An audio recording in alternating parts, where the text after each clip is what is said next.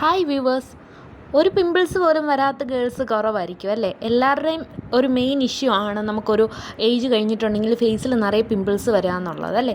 ആ ടൈമിൽ നമുക്കത് എങ്ങനെയെങ്കിലും ഒന്ന് റിമൂവ് ആയി പോയാൽ മതി എന്നുള്ള രീതിയിൽ അതിനെ ചെറുതായിട്ട് നമ്മൾ ടച്ച് ചെയ്യുമ്പോഴും അതേപോലെ തന്നെ പൊട്ടിച്ച് കളയാൻ ശ്രമിക്കുമ്പോഴൊക്കെ അത് പിന്നീട് നമുക്ക് ഓരോരോ പാടുകളായിട്ട് ഫേസിൽ അങ്ങനെ കിടക്കും. പിന്നീടാണ് അത് ഒരുപാട് പാടുകളാകുമ്പോഴാണ് നമുക്കതിൻ്റെ ഒരു ബുദ്ധിമുട്ട് മനസ്സിലാകുന്നത് അല്ലേ? അപ്പോൾ ഫേസിലെ ഡാർക്ക് സ്പോട്ട്സൊക്കെ അങ്ങനത്തെ ആക്നെ കാരണം വന്ന അല്ലെങ്കിൽ പിമ്പിൾസ് കാരണം വന്ന ഡാർക്ക് സ്പോട്ട്സൊക്കെ പോകാനായിട്ട് യൂസ് ചെയ്യാൻ പറ്റുന്ന ഒരു നല്ല സെറമാണ് ഇത്. ഹിമാലയയുടെ ഡാർക്ക് സ്പോട്ട് ക്ലിയറിങ് ഫേസ് സെറമാണ് വരുന്നത്. ടേമറിക്കിൻ്റെ ആണ്.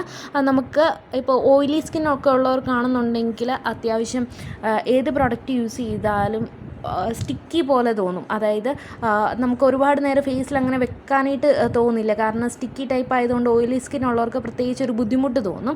എൻ്റെ പ്രത്യേകിച്ച് ഓയിലി ആക്നെ പ്രോൺ സ്കിൻ ടോണാണ്. പിമ്പിൾസ് വന്ന പാടുകൾ നിറച്ചുണ്ടായിരുന്നു. ഇതിപ്പോൾ ഞാൻ ലാസ്റ്റ് ഒരു 6 months ആയിട്ട് യൂസ് ചെയ്യുന്ന പ്രോഡക്റ്റാണ്. അത്യാവശ്യം നല്ല റിസൾട്ട് തന്നെ കിട്ടിയിട്ടുണ്ട്.